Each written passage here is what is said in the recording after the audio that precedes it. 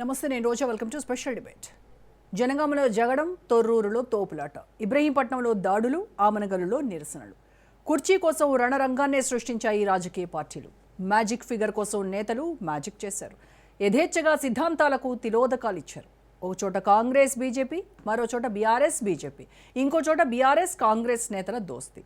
ఇలా అందరిది అధికార దాహమేనా? పార్టీ కోసం అహర్నిశలు పనిచేసి జెండా పట్టిన కార్యకర్త గుర్తురాలేదా? అన్నీ మర్చిపోయి చేయి కలిపారా? ఇవే సందేహాలు సర్వత్రా వినిపిస్తున్నాయి. పవర్ గేమ్ పై ఇవాల్టి special debate.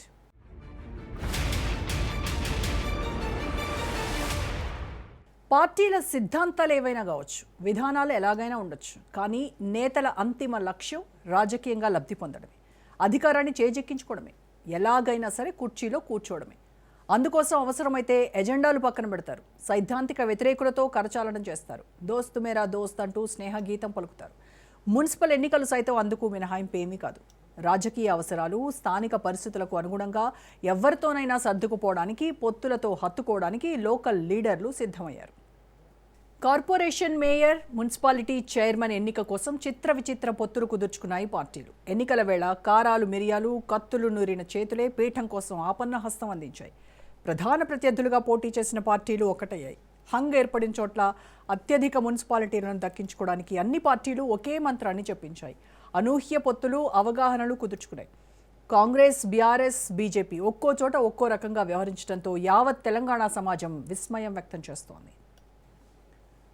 Amangal, Narsapur, ఆలియాబాద్లో Congress, BJP పొత్తు పెట్టుకున్నాయి. జన్నారం, ఎల్లంపేటలో బీఆర్ఎస్, బీజేపీ అవగాహన కుదుర్చుకున్నాయి. కామారెడ్డి, ఆదిలాబాద్, రాయకల్లో కాంగ్రెస్, బీఆర్ఎస్ ఒప్పందం చేసుకున్నాయి. స్థానిక పరిస్థితులకు అనుగుణంగా కుర్చీ కోసం సిద్ధాంతాలను పక్కన పెట్టారు లోకల్ లీడర్లు. శత్రువు మిత్రుడనే విషయాన్ని గుర్తు చేశారు. రాష్ట్ర వ్యాప్తంగా కాంగ్రెస్ సాధ్యమైనన్ని ఎక్కువ మున్సిపాలిటీలు, నగరపాలక సంస్థలు దక్కించుకుంది. 80కి పైగా కాంగ్రెస్, 20 లోపు బీఆర్ఎస్, 2 చోట్ల బీజేపీ మున్సిపాలిటీలను కైవసం చేసుకున్నాయి. అలాగే 5 కార్పొరేషన్లలో కాంగ్రెస్, చెరో చోట బీజేపీ, సిపిఐలు మేయర్ పీఠాలను దక్కించుకున్నాయి. ఇక మరోవైపు మున్సిపాలిటీల్లో చైర్మన్ పీఠం దక్కించుకునేందుకు అటు కాంగ్రెస్, ఇటు బీఆర్ఎస్ ఏ ఒక్క అవకాశాన్ని వదలటం లేదు. ఉమ్మడి వరంగల్ జిల్లాలోని తొర్రూరు, జనగాంలో తీవ్ర ఉద్రిక్తత నెలకొంది. తొర్రూరు మున్సిపల్ ఆఫీస్ వద్ద మాజీ మంత్రి ఎర్రబెల్లి దయాకర్ రావును అడ్డుకోవడంతో ఉద్రిక్తత చోటు చేసుకుంది. జనగాంలోనూ సేమ్ సీన్ రిపీట్ అయింది. కాంగ్రెస్, బీఆర్ఎస్ కార్యకర్తల మధ్య మాట పెరిగి తోపులాటకు, కొట్లాటకు దారితీసింది. కోరం లేదన్న సాకుతో ఎన్నికను వాయిదా వేశారు. అధికార పక్షం తీరుపై ఎమ్మెల్యే పల్లా రాజేశ్వరరెడ్డి మండిపడ్డారు. వివిధ కారణాల వల్ల 11 మున్సిపాలిటీల్లో చైర్పర్సన్లు, వైస్ చైర్పర్సన్ల ఎన్నిక వాయిదా పడింది. అందులో ఇల్లెందు, సుల్తానాబాద్, ఇబ్రహీంపట్నం, కాగజ్ నగర్, కాతనపల్లి, ఖానాపూర్, జహీరాబాద్, ఇంద్రేశం, డోర్నకల్, జనగాం, తొర్రూరు మున్సిపాలిటీలు ఉన్నాయి.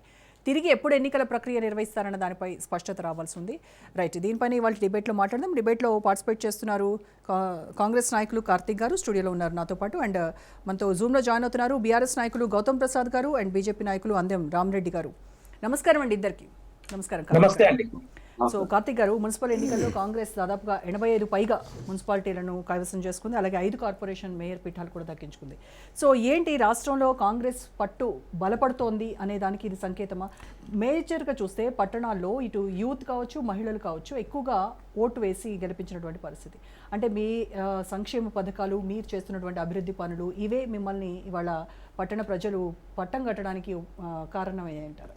అయితే ముందుగా మేడం, రాజ్ న్యూస్ వేదికగా ఈరోజు చైర్మన్లుగా మున్సిపాలిటీలో అన్నిట్లో పదవి బాధ్యతలు స్వీకరించిన అన్ని పార్టీల అభ్యర్థులకు కూడా శుభాకాంక్షలు తెలియజేస్తూ, పాలనలో మీరందరూ కూడా భాగమే, ప్రజలకు మంచి పాలన అందించడానికి సాయం చేస్తారని మీ అందరూ కూడా మనస్ఫూర్తిగా శుభాకాంక్షలు తెలియజేస్తున్నాం.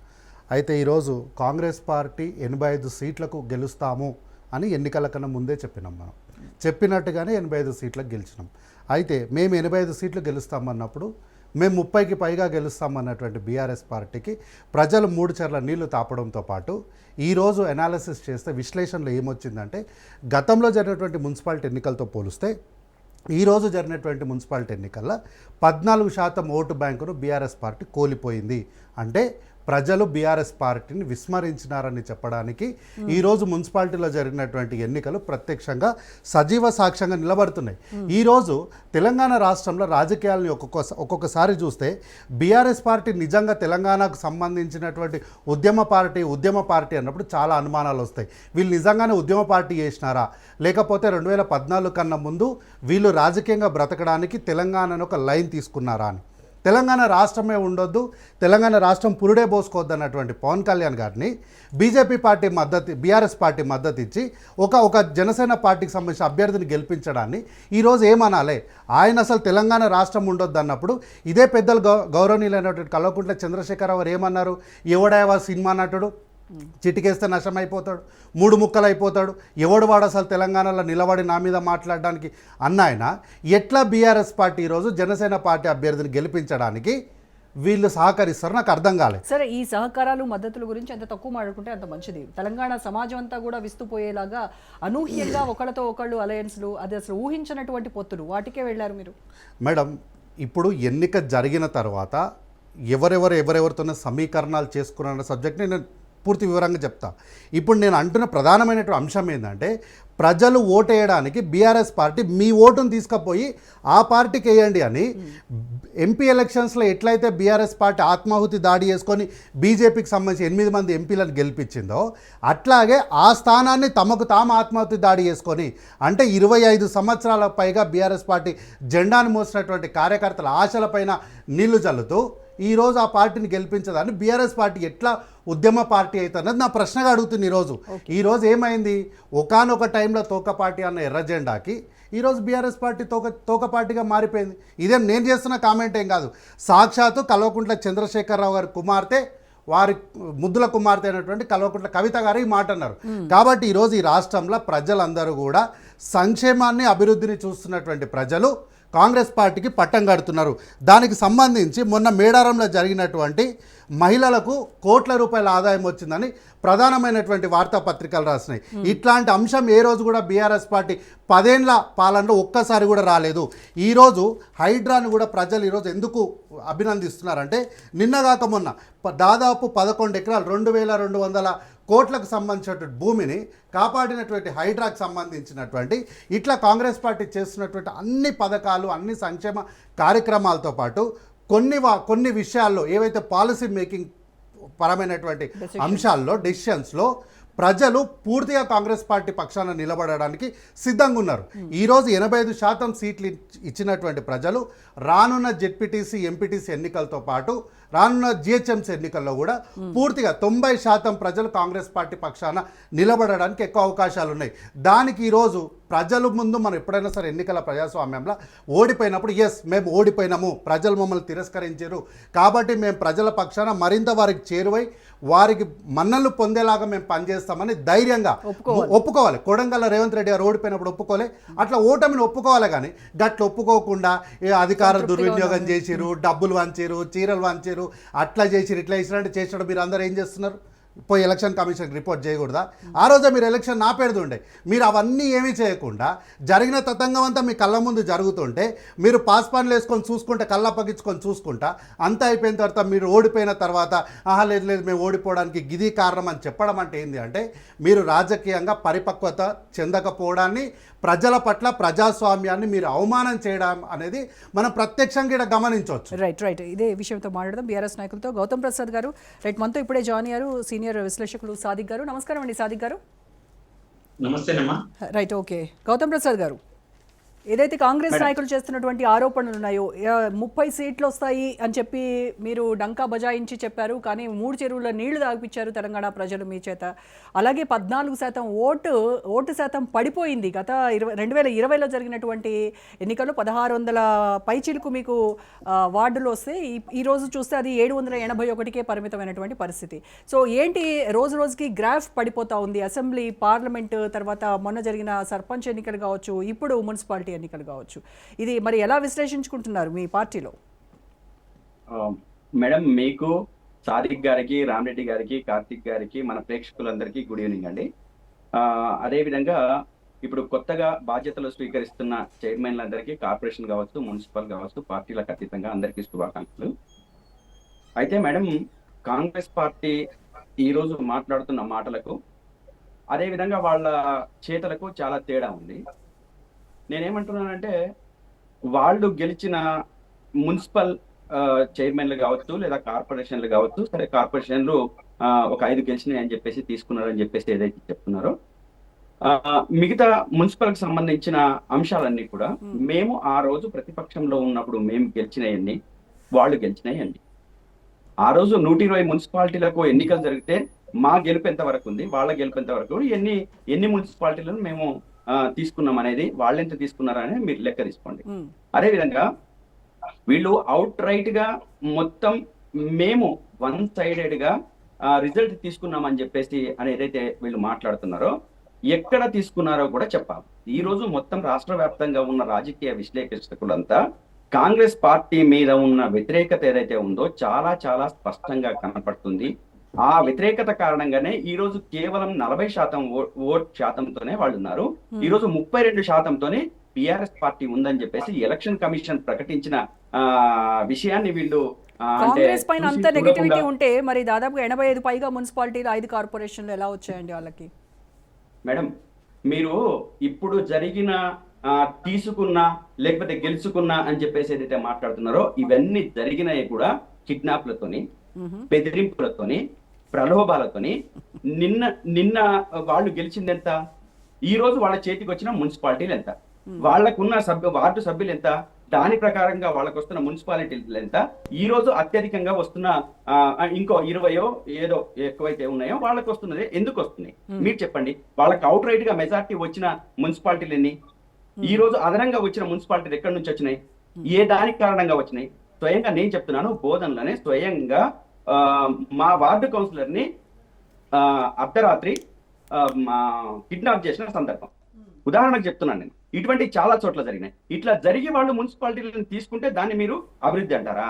అదే విధంగా 40% ఓటింగ్ వస్తే మీ శాతం, మీరు గనక వన్ సైడ్ అయితే గనక మీ శాతం ఏంటంటే 50, కనీసం మీ పాస్ మార్కులు రావడానికి మాత్రమే ఉపయోగపడింది తప్ప ఈ రోజు ఫస్ట్ క్లాస్ మార్కులు మీకు రాలేవు. ఫస్ట్ క్లాస్ మార్కులు రావాలంటే కనీసం 60% మించాలి. డిస్టింక్షన్ అంటే 75కు మించాలి. మేము మా హయాంలో డిస్టింక్షన్ తెచ్చుకున్న మాట వాస్తవం. ఇప్పుడు మీరు పాస్ అయినట్ట ఫెయిల్ అయినట్ట లెక్క ప్రకారం చూస్తే? మేము పాస్ కావడం కాదు, మేము కంప్లీట్ గా ప్రభుత్వ వ్యతిరేకతని ఏదైతే ఉన్నాయో ఓటు రూపంలో మేము తీసుకోవడం జరిగింది. ప్రభుత్వానికి వ్యతిరేకమైన ఏదైతే ప్రజలు ఉన్నారో, ప్రభుత్వం ఏదైతే సంక్షేమ కార్యక్రమాలు కావచ్చు, లేకపోతే అభివృద్ధి కార్యక్రమాలు కావచ్చు, ప్రభుత్వ పాలన గాడి అంతా వదిలేసిన పరిస్థితి ఏదైతే ఉందో అది బీఆర్ఎస్ అయితేనే రేపు భవిష్యత్తు ఉంటది, లేకపోతే భవిష్యత్తు ఉండదు అని చెప్పేసి ఏదైతే ప్రజలు అనుకున్నారో దానికి తగ్గట్టుగానే వాళ్ళు ఈ రోజు ఈ రిజల్ట్ ఇచ్చారు. దాంట్లో భాగంగా ఒక ఎడ్జ్ నేను ఏమంటానంటే, ప్రభుత్వానికి కొంత ఎడ్జ్ ఉంటే ఎడ్జ్ ఉన్న మాట వాస్తవం తప్ప దానికి పూర్తిగా వన్ సైడెడ్ గా వాళ్ళ వైపుగా ప్రజలు లేరు అనడానికి ఈ ఫలితాలు. కానీ ఓటమి ఓడిపోయాము, ఇది ప్రజలు ఇచ్చినటువంటి తీర్పు అని ఒప్పుకునేటువంటి ధైర్యం ఉండాలి. అంతేగాని ఏదో రిసార్ట్ రాజకీయాలు, తర్వాత హార్స్ ట్రేడింగ్ జరిగింది, ఈ రకమైనటువంటి ఆరోపణలు, విమర్శలు అది కరెక్ట్ కాదు అనేది కాంగ్రెస్ వాళ్ళు చెప్తున్నది.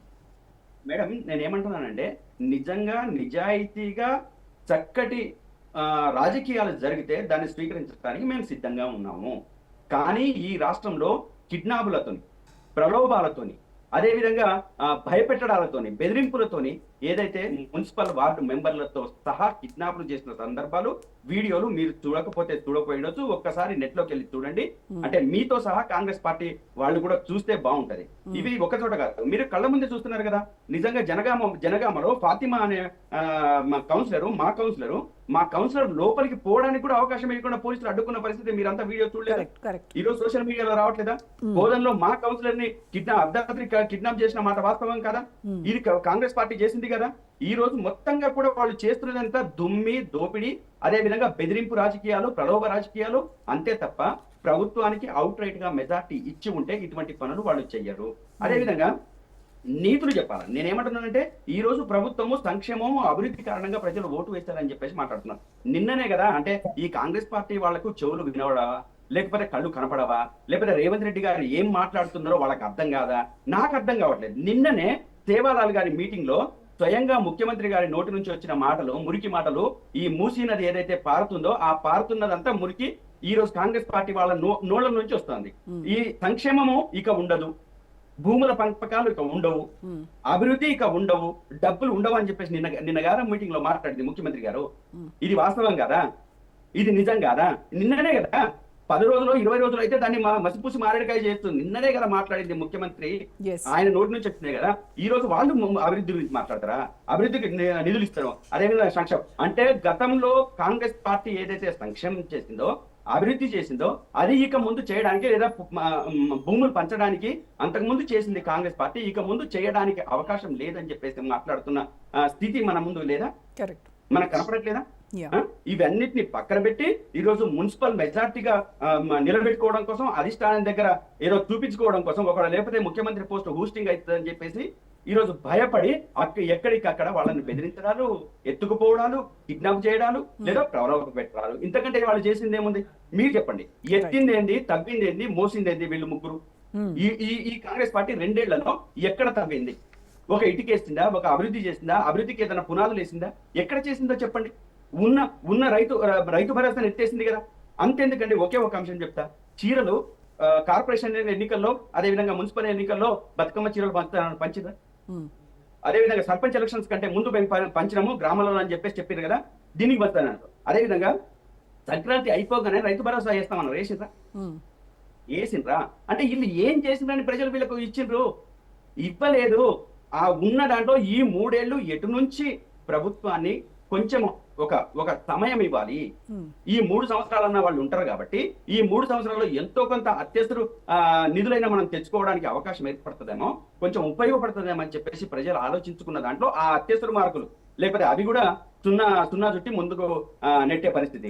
అదేవిధంగా నిన్నటి దాకా బీఆర్ఎస్ పార్టీ ఎక్కడా కూడా లేదు, భూస్థాపితం అయిపోయింది, అదేవిధంగా ఫామ్ హౌస్ కు పరిమితం అయింది అని చెప్పేసి మాట్లాడిన వాళ్ళు, కాలుకు బలపం కట్టుకొని ప్రతి మున్సిపాలిటీకి తిరిగిన వాళ్ళు మేము ఇక్కడ కూర్చొని ఆఫీసులో కూర్చొని కూడా మేము ప్రజలకు పిలుపునిచ్చిన మేరకు ప్రజలు నిలబడ్డ మేరకు మాకు కావాల్సినంత ప్రభుత్వ వ్యతిరేకతని మా వైపుగా ఓటు రూపంలో ఇచ్చిన పరిస్థితి ఈ రోజు తెలంగాణ రాష్ట్రంలో కనబడుతుంది. ఇవన్నీ మేము మూసి పెడతాము, దాచి పెడతాము, లేకపోతే ఇంకో ఎన్నికల ముందు మీ నాయకుల్ని విచారణల పేరుతో ఎంత ఇబ్బందులు పెట్టినప్పటికీ కూడాను మీరు ఇచ్చినటువంటి ప్రజలకు ఇచ్చినటువంటి పిలుపు మేరకు ప్రజా వ్యతిరేకత ఇదంతా కూడా మీకు ప్లస్ అయింది అని చెప్తున్నారు, అంతే కదా? రామరెడ్డి గారితో మొత్తం కూడా మాకు డైవర్షన్ చేశారు. హరీష్ రావు గారికి నోటీసులు, కేటీఆర్ గారికి నోటీసులు, కేసీఆర్ గారికి నోటీసులు, అదే పిలిపించడాలు, అదే విధంగా మాకు ఎలక్షన్స్ మీద కాన్సన్ట్రేషన్ చేయడానికి వీలు లేకుండా ఎన్ని కుట్రలు, కుయుక్తులు, రాజకీయ వికృత క్రీడలు ఎన్ని చేసినా దాన్ని పటాపంచలు చేసింది తెలంగాణ సమాజం, తెలంగాణ ప్రజలు. నేను ఇంకా చాలా చక్కగా అంటే ఈ ఎలక్షన్స్ లో నేను మీకు ఒక విజ్ఞప్తి చేయదలుచుకున్నాను. అసలు యాక్చువల్ గా నేను ముందే చేద్దాం అనుకున్నాను. ఎందుకంటే సాదిక్ గారు విద్యావంతులు ఈ తెలంగాణ రాష్ట్రంలో ఒక సౌహృద్భావ వాతావరణాన్ని, మంచి వాతావరణాన్ని క్రియేట్ చేయాలని చెప్పేసి అనుకున్న ఒక ప్రముఖులను సాదిక్ గారు కూడా ఉన్నారు. ఎందుకంటే ఈ రోజు తెలంగాణ రాష్ట్రంలో జరిగిన అభివృద్ధి ఏంది, అదే విధంగా ప్రజలు ఏ విధంగా వినాలని అనుకున్నాను నేను. బీజేపీ నాయకులు అందేం రామరెడ్డి గారితో మాట్లాడదాం. రామరెడ్డి గారు, కరీంనగర్లో బీజేపీ మొట్టమొదటిసారిగా మేయర్, డిప్యూటీ మేయర్ పీఠాన్ని కైవసం చేసుకుంది. సో ఫుల్ జోష్లో ఉన్నారు పార్టీ. తెలంగాణలో ఇది బీజేపీకి ఒక హిస్టారికల్ మైల్ స్టోన్ అని చెప్పుకోవాలి. అండ్ బండి సంజయ్ ఆరోపిస్తున్నట్టుగా ఇటు కాంగ్రెస్, బీఆర్ఎస్ రెండు కలిసి ఎన్ని కుట్రలు చేసినా సరే మేము గెలిచాము అని చెప్పారు. సో ఈ విజయం పార్టీకి, ఇటు కార్యకర్తలకు కూడా ఒక బూస్ట్ ఇస్తుంది అనుకోవాలి. ఎందుకంటే ఇప్పుడు జరిగిన అన్ని మున్సిపల్ కౌన్సిల్ కార్పొరేషన్ల మొత్తంలో largest municipal corporation Karimnagar. JSMC ఇప్పుడు ఎన్నికలు జరగలేదు కాబట్టి, వరంగల్ కూడా జరగలేదు కాబట్టి largest municipal corporation Karimnagar. Khammam చిన్నదే దానికన్నా. ఆ లార్జెస్ట్ మున్సిపల్ కార్పొరేషన్ బీజేపీ స్వంతంగా గెలుచుకుంది. బీజేపీ సభ్యులు, తర్వాత ఇండిపెండెంట్ తప్ప ఏ బీఆర్ఎస్ తోనో కాంగ్రెస్ తోనో పొత్తు పెట్టుకుని ఎంఐఎంతో అంటే టోటల్ రూల్డ్ అవుట్ కానీ గెలవలే. అది ఘన విజయం. అది అందులో బండి సంజయ్ గారి నాయకత్వం, కరీంనగర్ కార్యకర్తల కృషి చాలా వరకు వాళ్ళదే మెయిన్ గా ఉన్నది ఇందులో. అది చాలా బీజేపీ ఒక గర్వించదగ్గ, సంతోషపడ్డ విషయం. తర్వాత మొత్తం మీద ఏంటంటే ఈ ఎన్నికలు ఎలా జరిగాయంటే, చెప్పాలంటే అసెంబ్లీలో గోడ దూకిన ఎమ్మెల్యేల మీద స్పీకర్ గారి తీర్పు ఎలా ఉందో రాష్ట్ర ఎన్నికల సంఘం కూడా ఈ ఎన్నికల నిర్వహణ ఆ విధంగానే నిర్వహించింది. ధన ప్రభావం జరిగింది. గిఫ్ట్లు అడ్డగోలుగా రూల్స్ పెట్టి రూల్స్ ఉల్లంఘించడం, పోలీసుల ద్వారానే కాంగ్రెస్ పార్టీకి ఓటేయమని ప్రచారం చేయడం ఎంత దుర్మార్గం అంటే, తర్వాత ఇప్పుడు ఒకరిని అరెస్ట్ చేశారనుకుంటా, వేరే అంటే బీఆర్ఎస్ నాయకుని చెప్పారు. మరి జగ్గారెడ్డి ఏసీపీని నెట్టుకుంటూ పోయాడు పోలింగ్ సమయంలో. ఎందుకు అరెస్ట్ చేయలే? స్టేట్ ఎలక్షన్ కమిషన్ ఏదో కేసులు పెట్టి ఏదో ఏంటంటే, లేకుంటే మరింత పరుగు పోతుంది తప్ప పోలీసులను పోలింగ్ టైంలో నెట్టుకుపోయిన నాయకుని అరెస్ట్ చేయాలన్నా వద్దా? ఎక్కడ పనిచేస్తుంది రాష్ట్ర ఎన్నికల సంఘం? ఎంత దుర్మార్గంగా ఇప్పుడు అభ్యర్థులు ఓడిపోయిన అభ్యర్థులు వాళ్ళు ఇచ్చే గిఫ్ట్లు డబ్బుల కోసం తిరుగుతున్నారు. ప్రతి పేపర్లో తాయిలాల పంపకం పూర్తి అని న్యూస్ పేపర్ల హెడ్లైన్స్ లో వచ్చింది. ఆ దుర్మార్గంగా దుర్వినియోగం జరిగింది. తర్వాత అధికార పార్టీ ప్రచారంలో ఎక్కడ రేవంత్ రెడ్డి కానీ మిగతా నాయకులు కానీ మేము 6 గ్యారంటీలు అమలు చేశాం, 400 పైగా హామీలు 20 అంటే వద్దులేండి కానీ 400 పైగా ఏదో హామీలు ఇచ్చాం కదా వాటిని ఇంతవరకు చేశాం, మేము డిక్లరేషన్లు ఇట్లా చేశాం, ఎక్కడన్నా ఏమన్నా చెప్పిండ్రా? ఓకే, ఎక్కడ వాళ్ళు చెప్పుకుండా మేము మా పరిపాలనలో ఇవి జరిగినాయి, మేము పెన్షన్ ఇంత పెంచాము, మేము రైతు భరోసా ఇంత పెంచాము, ఏ కారు తప్పకుండా అన్ని కారు ఎక్కడైనా చెప్పిర్రా?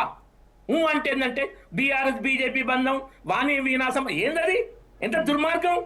కిషన్ రెడ్డి గారు, కల్వకుంట్ల కిషన్ రావు ఇంత నీచానికి తిరిగి ప్రచారం చేసి ఏమైనా బీజేపీ బీఆర్ఎస్ ఒకటి విష ప్రచారంతో మైనార్టీ ఓట్లను గంపగుత్త కొట్టాలి, ఇట్లా బీజేపీని బదనాం చేయాలి. ఈ కుట్రపూరిత ప్రచారం తప్ప ఏమన్నా వాళ్ళ పర్ఫార్మెన్స్ మీద ప్రచారం జరిగిందా? ఇంకొకటి, నిజామాబాద్ కార్పొరేషన్ లో ఇప్పుడు ఇవాళ పిసిసి అధ్యక్షుడు చెప్పుకున్నాం, మేము బీసీ మహిళకి ఇచ్చినాం జనరల్ స్థానం కూడా అని. ఎందుకు ఇచ్చారు? 8,16,00,000 కట్టిన రెడ్డి మేయర్ అభ్యర్థి కాంగ్రెస్ పార్టీ నుంచి మేయర్ అభ్యర్థిగా ప్రకటించిన ఆమె ఓడిపోయింది కాబట్టి, ఆమె ఓడిపోయింది కాబట్టి బీసీ మహిళలకు ఇచ్చేది వాళ్ళు. దాన్ని మేము బీసీలకు ఏదో చేసామని చెప్పుకోవడం కూడా అది దగాకోరు మాటలు. మీరు మొదలు నిజామాబాద్ మేయర్ అభ్యర్థి బీసీ ప్రకటించిందా? లేదే, వేరే అభ్యర్థి వేరే ఓసీ ప్రకటించారు కదా, ఓసీ ప్రకటించక ఓసీ అభ్యర్థి ఓడిపోతే ఇచ్చి మా క్రెడిట్ చెప్పుకోవడం ఇది వాళ్ళ దగాకోరు మాటలకే చెందుతుంది. మేము గతంలో అంటే మున్సిపల్ కార్పొరేషన్స్ కౌన్సిల్ కలిపి ఇప్పుడు జరిగిన పోలింగ్ స్థానాల వరకు 201 గెలుచుకున్నాం, ఇప్పుడు 350 పైగా. గతంలో మా ఓట్ల శాతం 9, ఇప్పుడు 15.8 15.678 మా ఓట్ల శాతం. ఓట్లు సీట్లు పెరిగినాయి, మేజర్ కార్పొరేషన్ వచ్చింది. హిందువులు భయపడుతున్న బైన్సా కూడా మేము మా చర్చలోకి వచ్చింది. చాలా దిక్కులు ఇప్పుడు మీకు ఎగ్జాంపుల్ చెప్తాను. మన ఆదిలాబాద్ లో 21 స్థానాలు బీజేపీ, 11 స్థానాలు కాంగ్రెస్. బీజేపీకి మేయర్ రాలే, చైర్మన్ రాలే. ఇటువంటి 15 స్థానాల్లో మేము ఫస్ట్ ప్లేస్ లో కానీ డిసైడ్ ఫ్యాక్టరీగా ఉన్నాం. అయినా రెండే మాకు వచ్చినాయి. 15 స్థానాల్లో ఫస్ట్ ప్లేస్ కానీ డిసైడ్ ఫ్యాక్టరీ 2 వచ్చినాయి. అంటే అధికార పార్టీ. ఇంకొకటి, ఎక్స్ అఫిషియో మెంబర్స్ విషయంలో ఆ రూల్ ఏదో మార్చి అది కూడా అమలు చేయలేదు. తొర్రూరు మున్సిపాలిటీలో కావ్యం ఎలా మెంబర్ అయితే వద్దిరాజు రామచంద్ర ఎలా కాడు? ఓకే, ఆమె ఓటు తొర్రూరు మున్సిపాలిటీలో ఉందా? ఆ మున్సిపాలిటీలో ఉంటేనే ఓటర్ కావాలని కండిషన్ పెట్టారు. మరి ఉందా లేదా ఆమెకు ఓటు అక్కడ? ఆమెకు ఎట్లా ఇచ్చారు?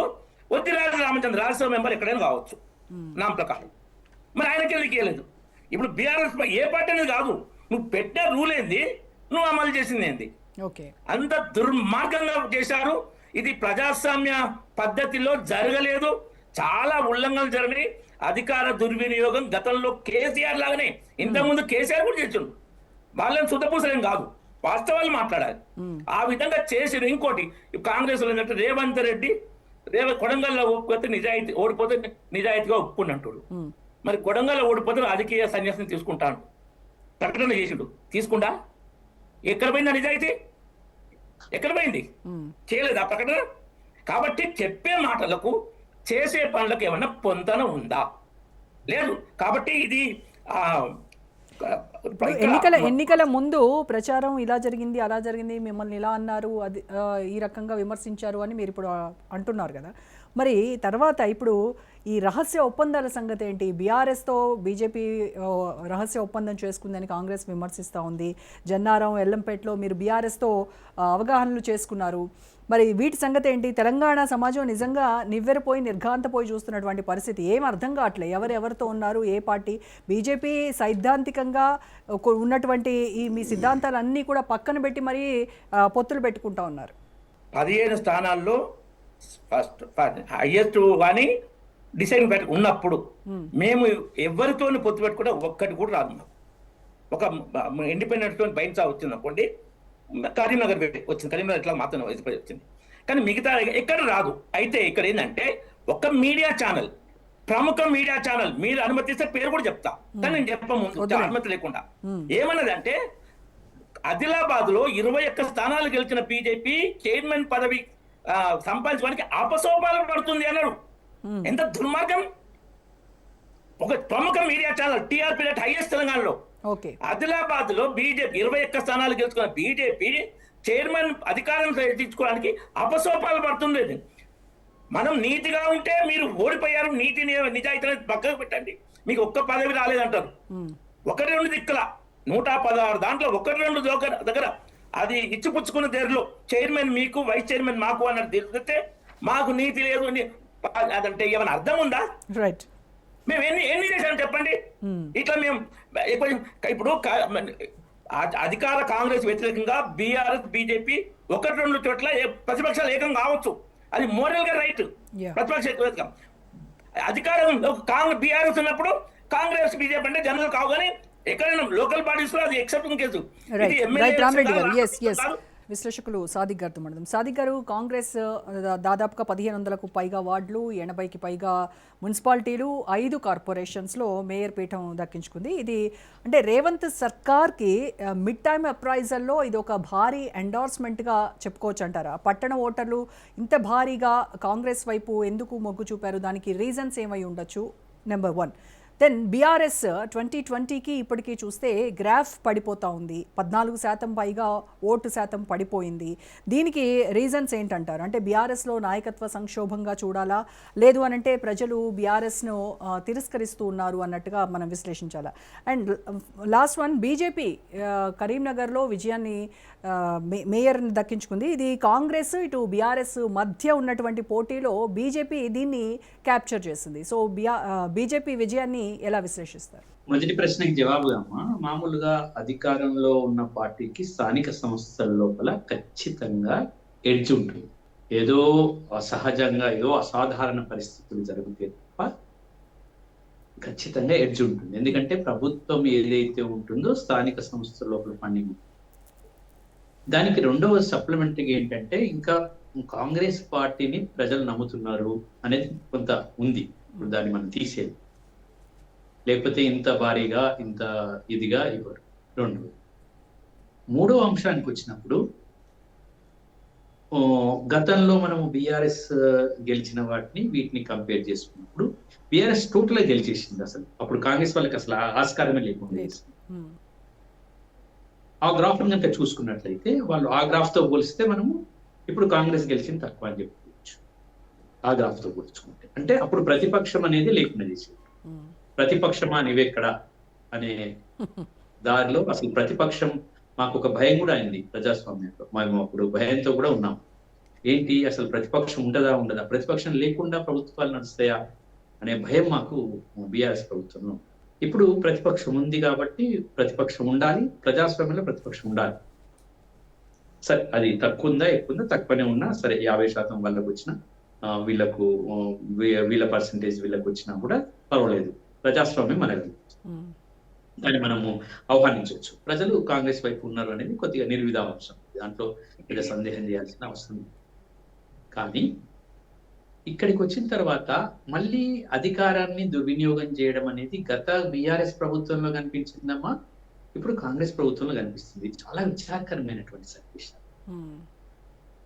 ఈ రెండు కూడా మనం ఏమనుకున్నామంటే బీఆర్ఎస్ లో నియంతృత్వం ఉంది, బీఆర్ఎస్ అట్లా చేస్తుంది, బీఆర్ఎస్ ఇట్లా పోలీసుని యూజ్ చేస్తుంది, అది చేస్తుంది, ఇది చేస్తుంది, టోటల్ గా అట్లా చేస్తుంది, ఇట్లా చేస్తుంది, అసలు పాలన అసలు ప్రజాపాలన లేదు, అది అసలు ఘోరంగా ఉంది అని ప్రజలందరూ కలిసి దింపేసి. కానీ దాన్ని కొనసాగింపుగా కాంగ్రెస్ ప్రభుత్వం చేయడం కొంత ఇబ్బందికరంగా ఉంది. ఎందుకు ఇబ్బందికరంగా ఉందంటే ఇప్పుడు మేయర్ ఎన్నికలకు కానివ్వండి, మున్సిపల్ చైర్మన్ ఎన్నికల లోపల ప్రభుత్వం జోక్యం చేసుకోకుండా ఉండాలి. ప్రభుత్వానికి ఇక్కడ జోక్యం వస్తుంది. ఇదేంటి మీరు ఈ ప్రశ్న ప్రభుత్వం జోక్యం చేసుకోవడం ఏంటి అని మీరు అడగవచ్చు ప్రశ్న. ఈ ప్రశ్న నేను సమాధానం చెప్పవచ్చు. చాలా చోట్ల కొంత ఎన్నికలు అంటే ఇప్పుడు చెప్పేదమ్మా మేయర్ ఎన్నికలు తర్వాత మున్సిపల్ చైర్మన్ ఎన్నికల గురించి మాట్లాడుతున్నామా. ఈ ఎన్నికలు కాస్త ప్రభావితమైనవి అని చెప్తున్నారు. ఇక్కడ వీళ్ళు అధికారాన్ని ప్రభుత్వాన్ని వినియోగించొద్దు, ఎన్నికలన్నింటివి ఎన్నికల్లాగానే ఉంటారు. నేను చెప్పేది వినపడుతుందమ్మా? యా వినపడుతుంది సార్, యూర్ ఆడిబుల్.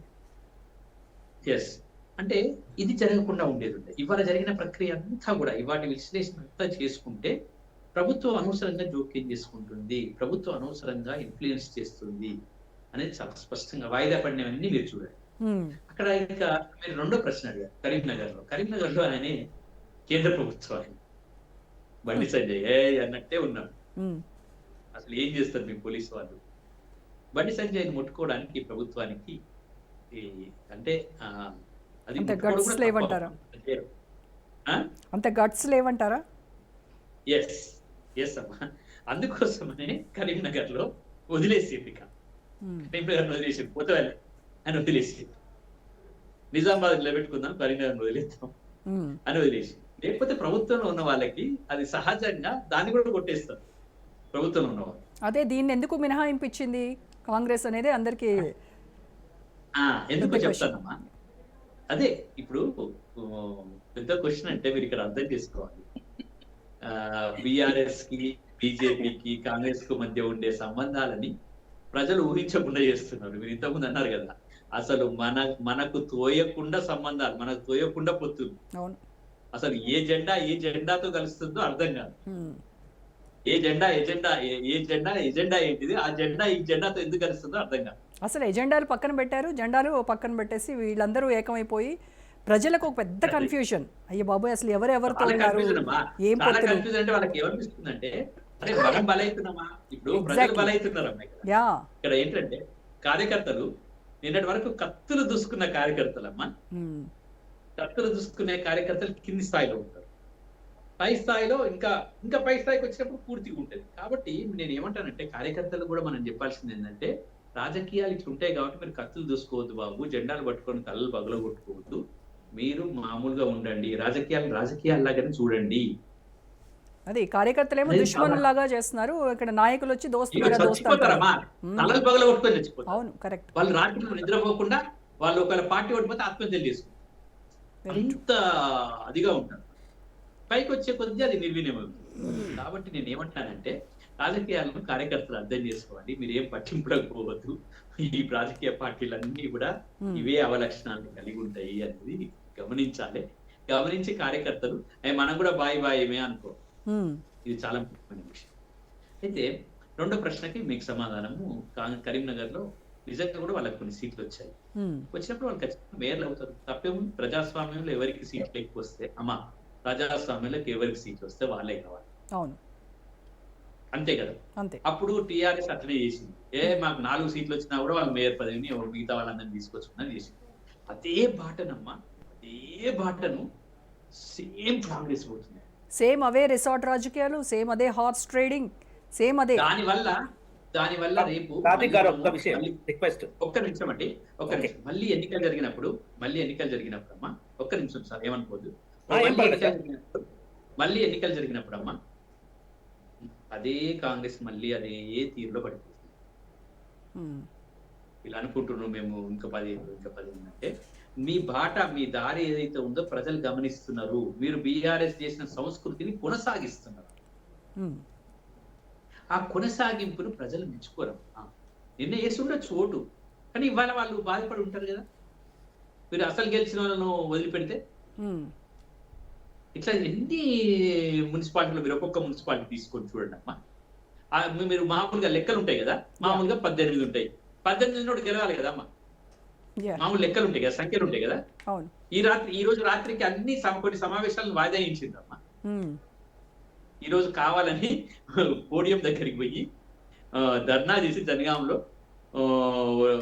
మన ఎంపీ చామల కిరణ్ కుమార్ రెడ్డి ధర్నా చేసి, ఏంటమ్మా ఏం ఉందా అదేమన్నా ఉందాతనమానమ్మా, ఏదో ఎఫ్ఐఆర్ ఉందని ఏం ఉందా అమ్మా, అది ఎట్లనమ్మా ఇది? కాంగ్రెస్ వాళ్ళు ఏం సమానం, మేము గెలిచినాం అని జబ్బలు జరుచుకుంటారు. ఏం చేసిండే మీరు జనగాంలో? ఎక్కడ ఉందాతనం ఉందా మీకు? Magic of power. నోనమ్మా, ఇదంతా కూడా ఎవగింపు వస్తుందమ్మా, సయ్యం వస్తుందమ్మా. ఏదో గెలిచిన వాళ్ళని గెలవనిద్దామమ్మా, 18 సీట్లు ఉన్న వాళ్ళని గెలవని చేసుకొని రాండమ్మా. మీకు రాష్ట్రం ఉంది కదా, అక్కడ మీరు ఎందుకు ఎక్కువ సీట్లు గెలవని చేయండి, వాళ్ళ నోట్లు వేసుకొని ఇవ్వండి. వాళ్ళ పనేది వాళ్ళు చేసుకుని ఓట్లు ఇప్పుడు ఈ మున్సిపల్ ఎన్నికల్లో కూడా చైర్మన్ ఎన్నికలు సజావుగా సాగుతే ఏమవుతుంది? సాదిక్ గారు, ఇప్పుడు ఏ పార్టీకి ఎన్ని వార్డులు, ఎన్ని మున్సిపాలిటీలు, ఎన్ని కార్పొరేషన్లు అనేది పక్కన పెడితే అసలు ఈ ఎన్నికల్లో నైతికంగా గెలిచినటువంటి పార్టీ ఏదంటే ఏం చెప్తారు? లేదమ్మా, ఐఎమ్ వెరీ సారీ, క్షమించాలి నన్ను, ఈ ప్రశ్నకి జవాబు నా దగ్గర లేనే లేదు. నైతికత లేదు. నేను నైతికంగా గెలవాలంటే నేను ఒక టెస్ట్ పెట్టాను. ఒక టెస్ట్, మీరు అన్నదానికి ఒక పరీక్ష. నేను అనేది కరెక్ట్ కావచ్చు, మీరు అనేది కరెక్ట్ కావచ్చు, ఒక పరీక్ష. డబ్బు ఖర్చు పెట్టకుండా గెలిచిన క్యాండిడేట్ ఎవరో ఉంటే నైతికంగా అన్ని పార్టీలు గెలిచింది. కానీ ఒక పార్టీ విమర్శించుకుంటున్నాయి కదా, డబ్బును మీరు ఏర్లై పారించారు, మద్యం ఇది అమ్మా అందరు ఖర్చు పెట్టినాం అమ్మా, అందరు ఖర్చు పెట్టింది అమ్మా, ఇంక్లూడింగ్ సిపిఎం వాళ్ళు కూడా ఖర్చు పెట్టారు, సిపిఎం వాళ్ళు కూడా ఖర్చు పెట్టారు. ఇంకా చాలా విచారకరమైన విషయం, అందరూ ఖర్చు పెట్టారు. అందరు మహానుభావులేమ్మా, అందరికి వందన, అందరు మహానుభావులే. ఈ విషయంలో అన్ని రాజకీయ పార్టీలు ఒకే తానాలోకి వెళ్ళొచ్చింది, ఒకే దాని. అన్ని పార్టీలు ఆ తాన్లోని ముక్కలే. సో నైతికత గురించి మాట్లాడుకోవడం అనేది చాలా ఇక్కడ రైట్. ఓకే సాదిక్ గారు. కార్తిక్ గారు, సో మొత్తం మీద ఈ గెలుపుని ఒక గెలుపుగా చూడట్లేదు ఇటు బీఆర్ఎస్ కావచ్చు, బీజేపీ కావచ్చు, కేవలము అధికారాన్ని అడ్డం పెట్టుకుని, అధికారాన్ని దుర్వినియోగం చేసుకొని గెలిచినటువంటి సీట్లని అది ఒక గెలుపుగా చూడొద్దని చెప్తున్నారు. అండ్ మోరోవర్ ఇప్పుడు సాదిక్ గారు మాట్లాడినట్టుగా బీఆర్ఎస్ని మీరు ఏదైతే విమర్శిస్తూ వచ్చారో ఇన్ని రోజులు, ఇన్నేళ్లుగా, అదే సంస్కృతిని మీరు కంటిన్యూ చేస్తున్నారు తప్ప మీకంటూ ఒక నైతికంగా మీరు చేస్తున్నటువంటి అభివృద్ధి గురించి, ఈ వీటి గురించి అడిగితే మీరు ఏం చెప్తారు? అయితే మేడం, జనరల్గా అంటే ఈ విషయం సాదిక్ సార్ని చూడంగానే అనుకున్నాను, చెప్పొద్దు అనుకున్నాను. సార్ మాట్లాడింది ఖచ్చితంగా చెప్పాలి.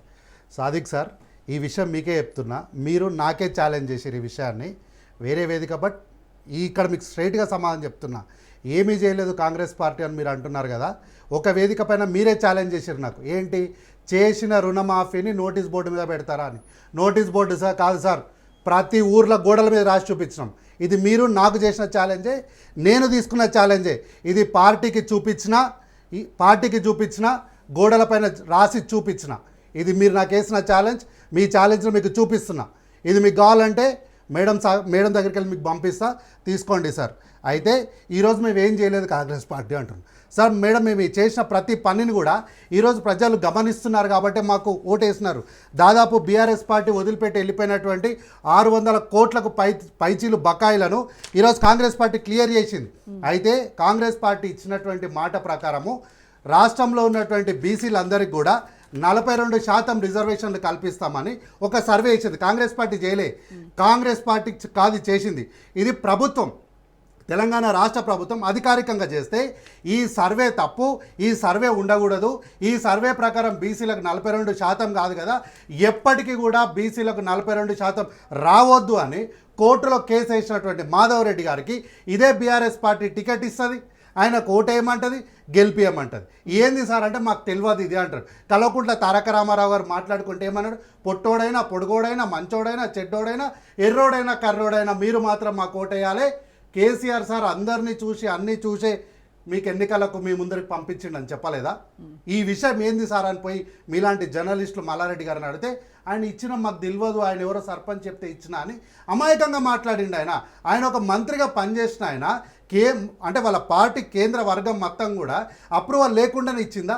గతంలో సిట్ అధికారులు కల్వకుంట్ల చంద్రశేఖరరావు దగ్గరికి వెళ్ళి సార్ మీరు విచారణకు రండి అంటే ఆయన ఏమన్నారు, లేదు నేను ఈరోజు రాను, నేను బీఫామ్లో మీద సంతకం పెడుతున్నా, అందుకే బిజీగా ఉన్నా, ఈరోజు రాను.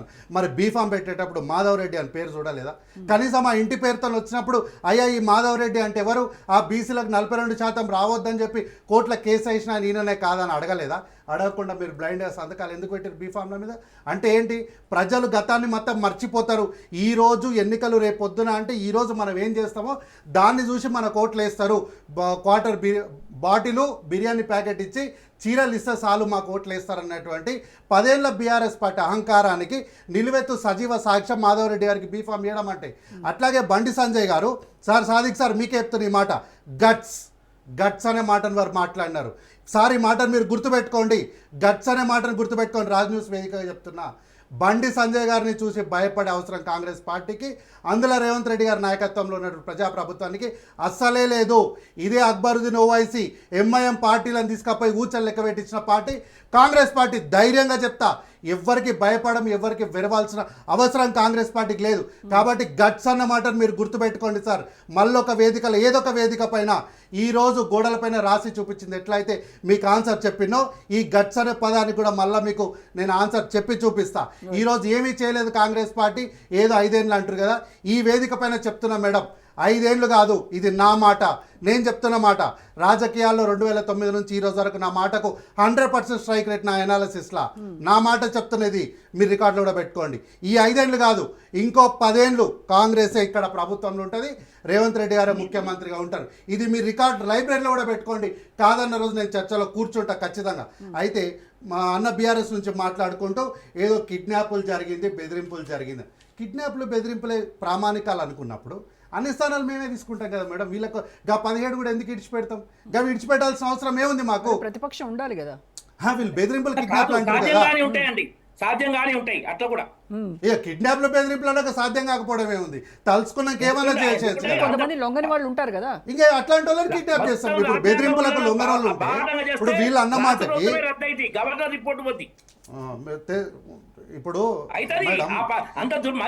రామరెడ్డి గారు బెదిరింపులకు లొంగనోళ్ళు ఉంటే కిడ్నాప్ చేస్తాం. ఇంకా వీళ్ళని ఎందుకు ఇడిచిపెట్టాలి? ఇంకా కాబట్టి కాంగ్రెస్ పార్టీ హయాంలో ప్రతిపక్షమే ఉండకూడదనే ఆ కాన్సెప్ట్ కాంగ్రెస్ పార్టీకి ఉండదు, బీఆర్ఎస్ పార్టీకి ఉంటుంది. మీలాంటి జర్నలిస్టులు ఎవరో ఉంటే సార్ ప్రతిపక్షం ఇట్లా మాట్లాడుతుందంటే ఓడాడు ప్రతిపక్షం, అడిగినోడేవాడు అని మెడకాయ మీద తలకాయ ఉందా అని మాట్లాడిన కల్వకుంట్ల చంద్రశేఖర్ రావు వల్ల కాంగ్రెస్ పార్టీ ఉండదు. ప్రతిపక్షం ఉండాలి, అట్లాగే ప్రజాపక్షం కూడా ఉండాలి. ప్రతిపక్షం ప్రశ్నించడానికి ఖచ్చితంగా ఉండాలనే కోరుకుంటాం. అయితే ప్రశ్నించే అవకాశం వచ్చినప్పుడు వాళ్ళ నోరులు నొక్కేస్తారు, వాళ్ళ మైకులు నొక్కేస్తారు. అంత మేడం అంత నొక్కేస్తాం అన్నప్పుడు వీళ్ళే కదా బయట తోలు ఇస్తాం, బట్టలు ఇస్తాం అన్నోళ్ళు. మరి ఎందుకు వారి పేరు అసెంబ్లీలోకి వెళ్ళి మాట్లాడేది ఉండే? ఏదో పవర్ పాయింట్ ప్రజెంటేషన్ ఇవ్వలేదు అందుకే నేను పారిపోతున్నా, ఏమైనా రీజనా? పవర్ ప్రజెంటేషన్ ఇవ్వకపోతే ఇవ్వకపోయినరు. మాకు ఇచ్చినటువంటి టైంలో శాసనసభలో సభ్యులుగా మాకున్నటువంటి టైంలో ఇంకా ఆయన డిప్యూటీ ఫ్లోర్ లీడర్ కూడా అయింది. ఆ టయానికి ఆయనకు ఎక్స్ట్రా టైం కూడా ఉంటుంది. ఆ టైంలో కాయిదాలు పట్టుకొని చెప్పొచ్చు కదా, పారిపోవడం ఎందుకు?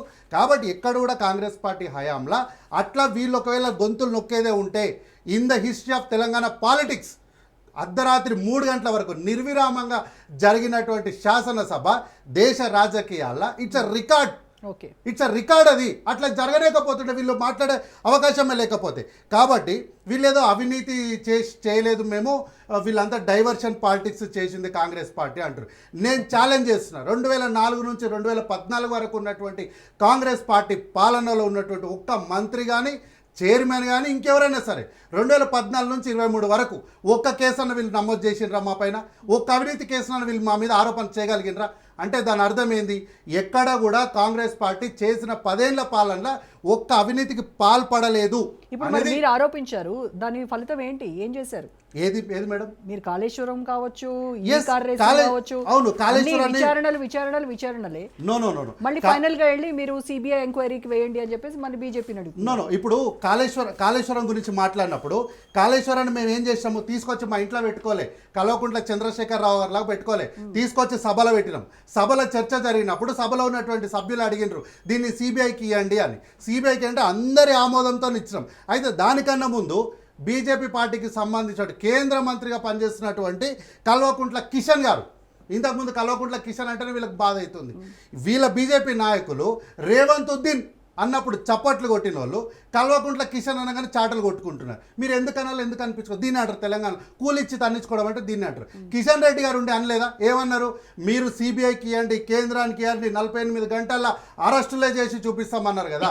మరి ఇచ్చిన 48 గంటలు అయింది, ఏమైంది? 48 గంటలు. ఒక్క నిమిషం మేడం, ఒక్క నిమిషం. అయితే వీళ్ళు ఈరోజు మేము ఎవరితోనో పొత్తులం లేము, మాకేదేదో అని చెప్పేసి బీజేపీ నాయకులు మాట్లాడుతున్నారు. బైన్సాల మేము గెలిచాం. బైన్సాల వైస్ చైర్మన్ ఎవరు బైన్సాల వైస్ చైర్మన్? నేను ఒక్క మాట చెప్తున్నా madam, there is without MIM there is no BJP. Without MIM there is no BJP. BJP లేకుండా మేడం, ఎంఐఎం లేకపోతే బీజేపీ పార్టీ అనేదే లేదు. అయితే ఈ రోజు మేమేమంటున్నాం మేడం, వీళ్ళు ఈ రోజు ఏదో ఎక్స్ ఆఫీషియల్ గురించి మాట్లాడారు. ఇది ఒకటే మేడం, ఎక్స్ ఆఫీషియల్ గురించి మాట్లాడారు. మేమేదో దీనిపైన ఏదో మాయం మంత్రం చేసాం, ఏదో ఓటింగ్ దానిపైన నమోదు చేసుకోవడంలో. Court closed related petition recently ex అఫీషియల్లోకి మించినటువంటి కోర్టు ఆర్డర్ ఉంది మేడం, మేమేం సొంతంగా చేసింది లేదు.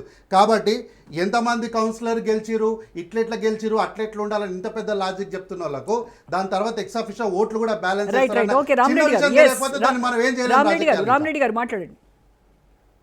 కాళేశ్వరం కేసు విషయంలో సిబిఐకి ఇచ్చింది సరే, దాంట్లో బ్యారేజ్ ఉన్నా ఇచ్చిన రోజే తెల్లారి కోర్టుకు పోయి ఎవరు స్టే తెచ్చుకోరు. ఎవరు?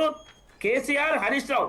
దీని మీద ఎలాంటి చర్యలు తీసుకోవద్దు వీళ్ళ మీద అని కోర్టు గేమ్ ప్లాన్ కూడా కదే కదా సార్, ఇప్పటికీ స్టే ఉంది. మీ గేమ్ ప్లాన్ అదే కదా, స్టే ఉందా లేదా దీని మీద ముందుకు ప్రొసీడ్ చేయించండి. ఎవరు వద్దన్నారు?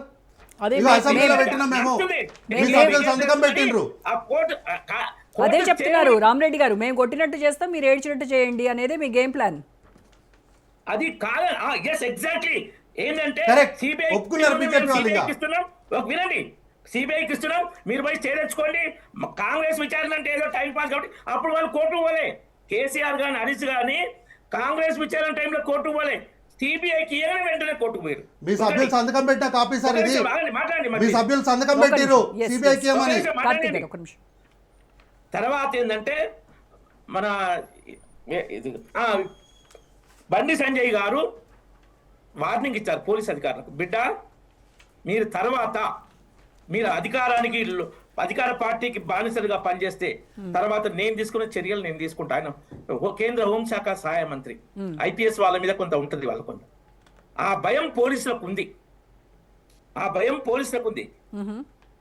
మేడం ఇంతమంది మాట్లాడినప్పుడు అది మీరు వేరే అర్థం ఏంటంటే పిసిసి ప్రెసిడెంట్ బాహాటంగా పోలీసులకు ఆ కార్పొరేట్ ని కిడ్నాప్ చేయమని ఫోన్లో ఆర్డర్ ఇచ్చిండు. ఆ వీడియో కూడా టెలికాస్ట్ అయింది ఛానల్స్ లో. ఇంతకైనా దుర్మార్గం ఉంటుందా? ఇంతకైనా దుర్మార్గం ఉంటుందండి? ఏం పెట్టింది సార్ ఒకసారి మళ్ళీ చెప్పండి. పిసిసి అధ్యక్షుడు ఫోన్ లో పోలీస్ అధికారులకు, ఏసీపీ మిగతా వాళ్ళకు ఆ టిఆర్ఎస్ కార్పొరేట్ ను వెంటనే ఆలస్యం చేయొద్దని అది టీవీ ఛానల్ కూడా వచ్చింది. ఆ వీడియోను ధర్మపురి అరవింద్ గారు ఎక్స్ప్లో పోస్ట్ చేస్తే ధర్మపురి అరవింద్ గారు చెప్పింది మీరు చెప్తున్నారు, ఇందులో నిజం లేదు, ఎక్కడ ప్రామాణికం లేదు. టీవీ ఛానల్ కూడా చూపించారు. ఏ టీవీ ఛానల్ దాన్ని తప్పని చెప్పలే. మన కాంగ్రెస్ చెప్పకపోతే మేమేం చేస్తాం మేడం? దానికి మీరు ఏమైనా ఆధారం ఉంటే చూపెట్టండి సార్, నేను మాట్లాడతా. ఇంకోటి, కేంద్ర మంత్రి మీద కేసు పెట్టి జైలు పంపింది వీళ్ళే. వాళ్ళ పార్టీ సభ్యులు పంపితే ఛార్జ్ షీట్ మాత్రం లూప్ హోల్స్ పెట్టారు బయట పెట్టట్టు. అన్ని కుంభకోణాలు జరిగి 200 పైగా స్థానాల నుంచి 42 స్థానాలు పడిపోయింది కాంగ్రెస్ పార్టీ లోక్సభ ఎన్నికలు 2014లో. వీళ్ళే జైలు పంపి ఛార్జ్ షీట్ మాత్రం వీళ్ళే ఛార్జ్ షీట్ చేశారు వీళ్ళ పేరుని. దాంట్లో లూప్ హోల్స్ పెట్టి మళ్ళీ వాళ్ళు శిక్ష పడకుండా దొరకలేంటట్టు. ఎన్ని కుంభకోణాలు జరిగినాయి అప్పుడు. దుర్మార్గం ఇంకా ఏం జరగని చెప్పుకోవడం. ఇక దాన్ని ఏమనాలి, కొన్ని పదాలు వాడితే మరి ఇక బాగుండదని వాడొచ్చు కానీ నేను వాడలేదు. వద్దు, హర్ట్ కావద్దు ఎవరని, విషయం అర్థమైతే జాబు అని. కాబట్టి అంత దూరంగా చేసారు. ఇప్పుడు 12 ఏళ్లలో మోడీ గారి పాలన మీద ఏ ఒక్క కుంభకోణం విషయం ఎక్కడ 17 కేసులు వేశారు ప్రభుత్వం చేసే పనులకు. ఆధార్ కార్డు మీద వేశారు, జిఎస్టీ మీద వేశారు, రబెల్స్ మీద వేశారు. అన్నింటిని కొట్టేసింది సుప్రీంకోర్టు, అన్నింటిని కొట్టేసింది. మళ్ళీ దుర్మార్గంగా మాట్లాడు. పార్లమెంట్ లో మాట్లాడమంటే వాళ్ళు మాట్లాడేది ఏంది? హిందూ అంటే నఫరత్ నఫరత్ నఫరత్, హింస హింస హింస, రెచ్చగొట్టే మాటలు. మళ్ళీ అధికార పార్టీ మాట్లాడుతూనే నినాదాలు మాట్లాడినారు, వినియరు. మేము ఎప్పుడు చేయాలి అట్లా? కాంగ్రెస్ అధికారం మేము ఎప్పుడు అధికార పార్టీ మాట్లాడుతున్న నినాదాలు డిస్టర్బ్ చేయలే. మొత్తం వాజ్పేయి గారు చెప్పారు, కాంగ్రెస్ పార్టీ అధికారంలో ఉన్నప్పుడు ఎంత ప్రమాదమో ప్రతిపక్షంలో ఉంటే అంతకన్నా ఎక్కువ ప్రమాదం అని. ఎందుకంటే నిలదీస్తాం కాబట్టి. మహిళా ఎంపీలపై ప్రధానమంత్రి గారి మీద సెన్సిటివ్ గా దుర్మార్గపు ఆరోపణలు చేసే కుట్రలు చేశారు. అది వాళ్ళు చేసే పనులు.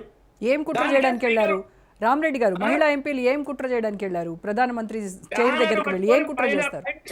వెళ్ళిర్రు బ్యానర్లు పట్టుకొని. అప్పుడు స్పీకర్ మనకు తెల్లారి వీళ్ళు ఏం చేశారంటే, వీళ్ళు మోడీ గారి దగ్గరికి వెళ్ళి బట్టలు ప్లాన్ చేసి శివసేన ఎంపీకి చెప్పారు. శివసేన అంటే వీళ్ళు అనుకునేది టెక్నికల్ శివసేన అంటే ఉద్ధవ్ ఠాక్రే శివసేన అనుకున్నది. ఎవరికి తెలంగాణ మహిళా ఎంపీ చెప్పింది. కానీ టెక్నికల్ శివసేన అంటే మన షిందే శివసేన. ఆమె బీజేపీ అలయన్స్ కాబట్టి ఆమె షిందే చెప్తే షిందే స్పీకర్ చెప్పాడు ప్రధానమంత్రి గారి దగ్గర పోయి బట్టలు చింపుకొని చేయాలనుకుంటారని. అప్పుడు స్పీకర్ గారు మీరు రావద్దండి. దీంతో ఏమైతే కాదు, ప్రపంచంలో మన దేశం పరుగు పోతుంది, ఓకే మన పార్లమెంట్ పరుగు పోతుంది. రైట్ అది రైట్ తప్పే కావచ్చు. మోడీ రైట్ అండి. గారికి గౌతమ్ ప్రసాద్ గారు, ఎస్ గౌతమ్ ప్రసాద్ గారు మాట్లాడండి. అందుకుంటే వాళ్ళు చేసే విధానం ఓకే ఓకే రామరెడ్డి గారు, ఎస్ టైం లేదు. యా గౌతమ్ గారు. మేడం, ఇప్పటిదాకా నేను కాంగ్రెస్ పార్టీ నాయకులు మాట్లాడిన మాటలు ఏవైతే విన్నానో, నేను ఏమంటున్నానంటే ఇదే రకంగా వీళ్ళు ఇంకో 2-3 సంవత్సరాలు ఇట్లానే మాట్లాడాలని నేను మనస్ఫూర్తిగా కోరుకుంటున్నాను మేడం. ఇప్పటిదాకా వాళ్ళు ఏదైతే మాట్లాడినో నేను చాలా సంతోషంగా ఉన్నా. కార్తిక్ గారు మాట్లాడిన మాటలు విన్న తర్వాత ఎందుకంటే ఈ మాటలు చాలా సంతోషంగా ఉంది. ఎందుకంటే ఆ అబద్ధాలు మాట్లాడడము, అబద్ధాలు చెప్పడము, ప్రజల్ని అక్కడ నిర్దిష్టంగా ఎవిడెన్స్ కనబడుతున్నా, ఇందాక రామరెడ్డి గారు నిజామాబాద్ కు సంబంధించిన ఎవిడెన్స్ చెప్తున్నా, దాన్ని అంటే టిపికల్ గా కొట్టివేయడానికి ఒక ప్రయత్నం. అది ప్రజలకంతా చూస్తున్నారు వీడియోలు. అవి వీడియోలు ఎవరు దాచిపెట్టుకున్నది మూసుకు పెట్టుకున్నది కాదు. మా బోధనలో జరిగిన వార్డు కౌన్సిలర్ ని ఎత్తుకుపోయినరు, నట్టనడి రాత్రిలో ఎత్తుకుపోయిన మాట వాస్తవం. అదేవిధంగా ఇవాళ ఫాతిమా గారిని ఎక్కడ జనగాంలో ఈ వీడియోలన్నీ కనబడుతుంటే మేము దుమ్మిలు చేయలేదు, మేము కిడ్నాపులు చేయలేదు, మేము చాలా ప్రజాస్వామ్యంగా పరిపాలించినాము, మేము ప్రజాబద్ధ పాలన అవే చేసి మేము గెలిస్తే మిగతా 17 చోట్ల కూడా మేము చేస్తాం కదా అని అంటున్నారు మేడం. అదే చేశారు. ఇప్పుడు 80 వాళ్ళు ఉండాల్సిన 60కో 40 వాళ్ళు 50% కూడా గెలవలే మేడం. 40% ఓట్లు గెలిచిన ఒక్కదానికి ఎందుకంత అంత ఎగిరిపడతా ఉండు. గెలిచింది లింగమంటుడు ఒకటి, దానికి ఎగిరిపడతాడు. తను మాట్లాడేటప్పుడు మాట్లాడలేదు, దయచేసి మాట్లాడదు. చెప్పండి. తను మాట్లాడేటప్పుడు నేను మాట్లాడండి గౌతమ్ గారు, మాట్లాడండి. నేను ఏమంటున్నానంటే 40కి అవుట్ రైట్ గా వాళ్ళకు మెజార్టీ ఇచ్చింది ప్రజలు. ఈ రోజు 80కి ఎట్లా వచ్చారో చెప్పాలి. వాళ్ళు ఏ లెక్క ప్రకారం వచ్చారు? 30 స్థానాల దగ్గర హంగ్ వచ్చింది. ఈ హంగ్ వచ్చిన చోటలో ఏం జరిగింది? 36 జరిగింది. ఈ హంగ్ వచ్చిన చోట ఏం జరిగింది? వీళ్లకు దమ్ము, ధైర్యం, అదే విధంగా ఆత్మ సాక్షిగా మాట్లాడే మాటలు ఏమైనా ఉంటే ప్రజలకు చెప్పాలి. నేను ఇవన్నీ ఛాలెంజ్ చేయదలుచుకోలేదు మేడం. నేనేమంటున్నానంటే కార్తిక్ గారు ఇప్పటిదాకా మాట్లాడిన, ఇప్పుడు 10 నిమిషాలు ఏదో చివరికి మాట్లాడిన అవే మాటలు ఈ 3 సంవత్సరాలు మాట్లాడాలని మనస్ఫూర్తిగా కోరుకుంటున్నా. ప్రజలు ఇది గమనించాలని కోరుకుంటున్నా. ఇంతకంటే ఎక్కువ మాట్లాడదు. రైట్, ఓకే అండి. Thank you so much Karthik గారు, రామరెడ్డి గారు, గౌతమ్ ప్రసాద్ గారు, సాదిక్ గారు. థ్యాంక్ యూ అండి. రైట్, ఇది వాళ్ళ special debate. Stay tune to Raj news.